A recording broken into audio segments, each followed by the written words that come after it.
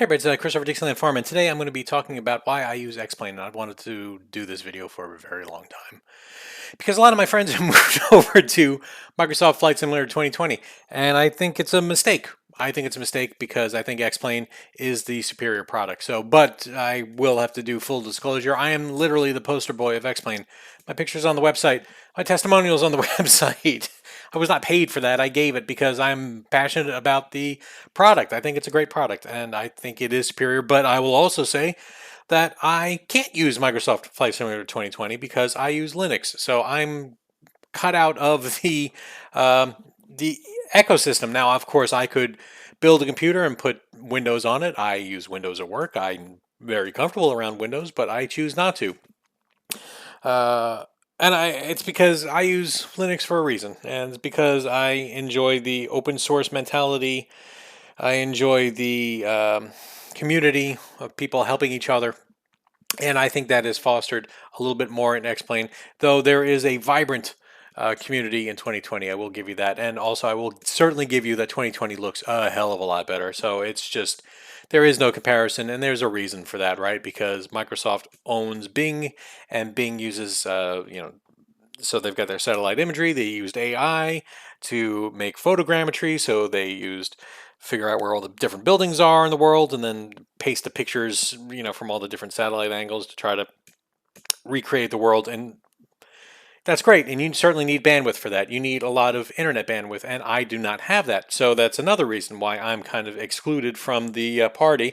I do not have fast internet. I just have DSL. Now there's fiber outside of my house, but I have no service. The cable's there, but there is no service. It's not available yet in my area, and it has not been for years. That cable's been buried for like 3 to 4 years so far. Still do not have it. And there's plenty of parts of the world, or even in the United States, where high-speed internet is just not a thing. So for you to get the most out of Microsoft, you need a high-speed internet connection. Always shocked by like, oh yeah, I've got this 300 gig download, and I've got to wait for a few hours. Well, that would be a couple of days for me to download that for an update. So it's just not going to happen. If I did have fast internet though, part of the argument, right, so you got the real world with the real pictures opposed to the plausible world designed by Xplane, where there is no satellite imagery. Well, you can certainly add satellite imagery very easily. Everyone's done it. It's not a big deal to do, and there is even a plugin that'll automatically do it for you, so you don't have to create the tiles beforehand.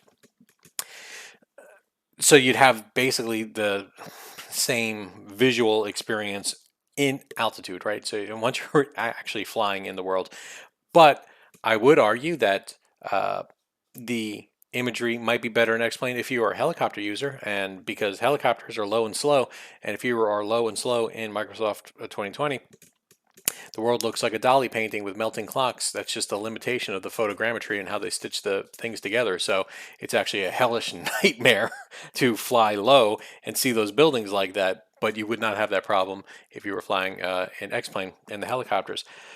Also, just the ethos of the creator, Austin Meyer. And for those of you who don't know, Austin Meyer created Xplane because there was nothing on the marketplace to satisfy what he needed. He was instrument training for a real life license.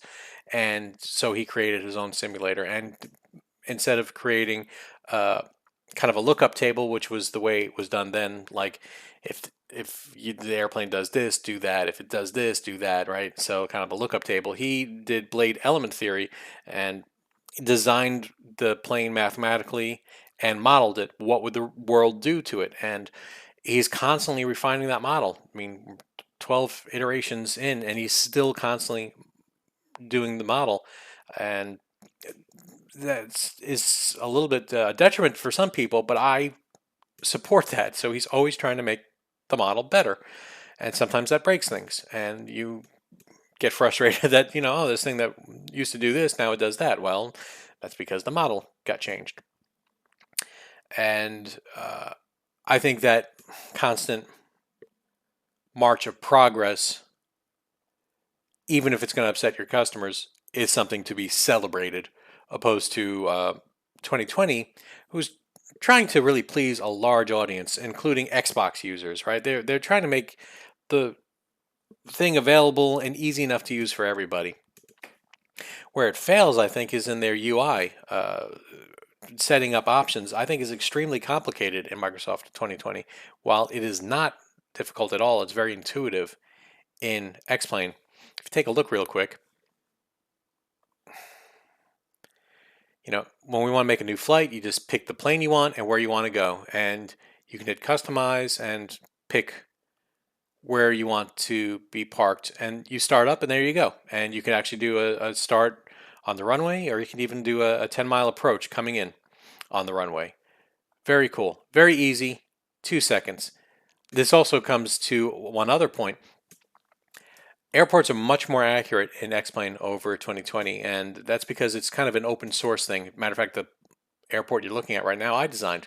It didn't take me very long, and it's accurate to the real world, opposed to lots of small airports in 2020 are not accurate. The signs are inaccurate, the building placements are inaccurate, the buildings themselves are inaccurate.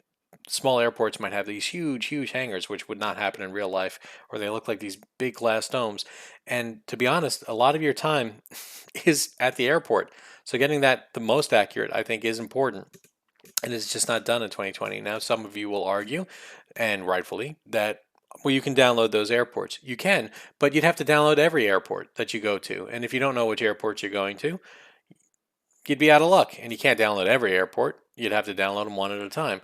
So you'd have to know your, departure and arrival airports every time. You don't have to do that. These are just built in for Xplane.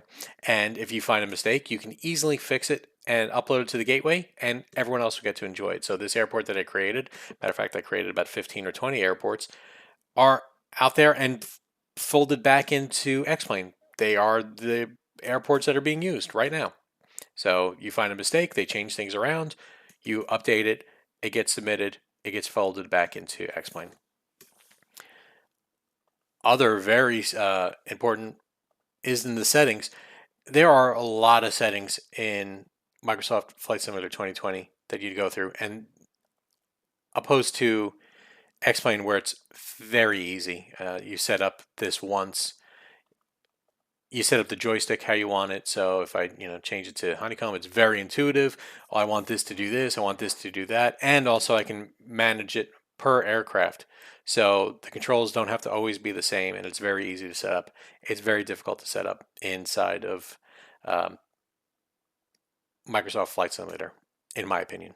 So starting up is real easy, and you can see this splash screen. I wanted to change the default. It was real easy. There was a mod that's out there. It took 2 seconds to install, and so now it uses pictures that I want to use to do the opening screen. Also, the load up times are extremely fast compared to Microsoft. This can load up in 30 to 60 seconds, this section here, and that includes the satellite imagery, and that also includes another product where it has the buildings placed accurately to real life. Matter of fact, that product is free, and it used Microsoft's AI that got folded back into the public domain. It used that to put in accurate buildings all around the world here. So it was really easy to install, and now I've got that going for me. So here we are in the plane, and you can see that we've got a lot of weather here, and it is very windy where we are right now. And you can see the trees are kind of swaying in the breeze here. Let's go ahead and step outside real quick. So like I said, I designed that airport. And then we've got satellite imagery. We've got real world buildings being placed. So all those buildings, now they don't look great, but from a height, they look completely plausible and fine. And that's the thing. Once you're up at a certain height, the differences become less and less. And this is getting better all the time. I think the clouds look more realistic inside of Xplane than they do in 2020. 2020 is trying to make a very pretty image. I think it's a little cartoony, a little too bright. This doesn't look beautiful. I'll be honest, but it's not that beautiful right now. It's kind of cloudy, and this is what it looks like. So, and I like how the clouds make shadows, and yeah, this is getting better and better every time they make an update.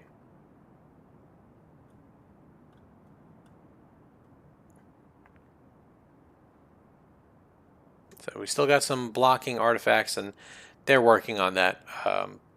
And they'll make an update, and they'll fix one thing, they'll break another thing, but then they'll fix it again. So it is a evolving piece of software, and that is another nice thing. One of the things I forgot to mention is how easy the replay system is. So one simple command, and I can roll back, and I can really start to analyze my flights, which is not the easiest thing to do in Microsoft Flight Simulator 2020. As a matter of fact, it's not a built-in thing. I think it's a product you have to add. So I can come here and go, okay, let's take a look at that flare. Let's, how did I come? Off center line. We can judge the landing here. So I think I get a little bit closer to center line here. So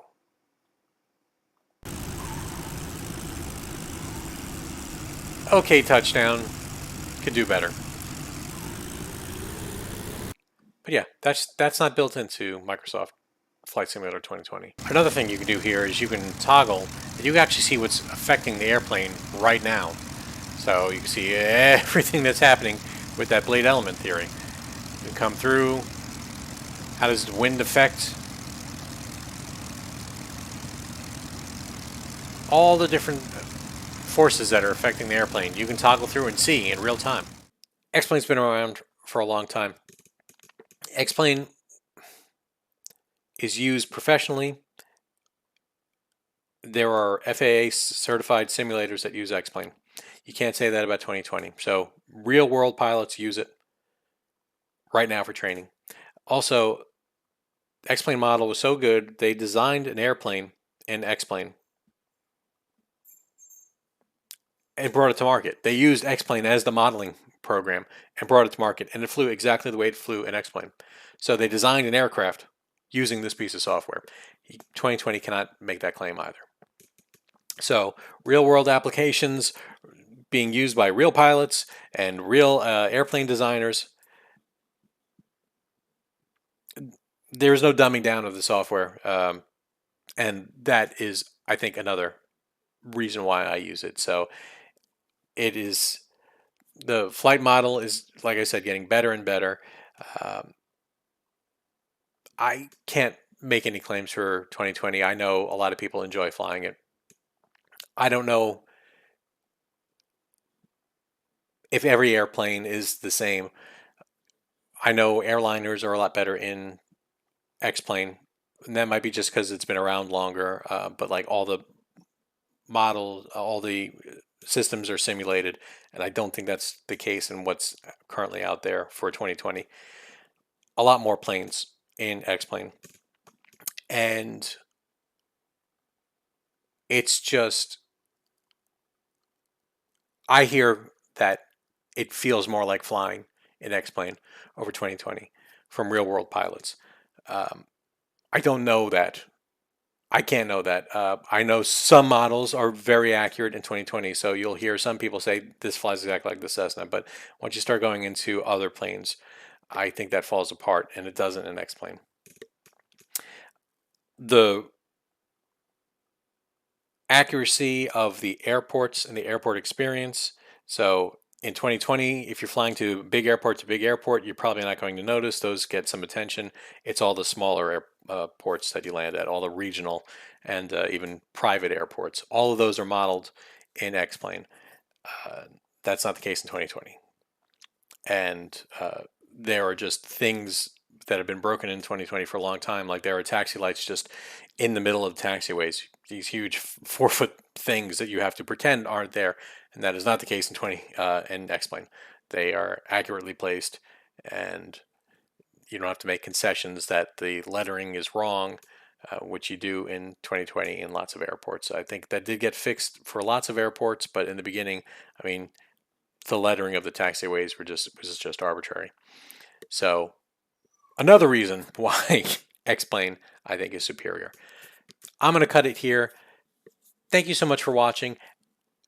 2020 is a beautiful, beautiful simulator, especially if you just want to get in the airplane and fly. If you want I think a more realistic experience. I think Xplane's going to give that to you, even though it's not going to look as pretty. Uh, but it's getting better. It's going to the gym. It's working out. All right, take care.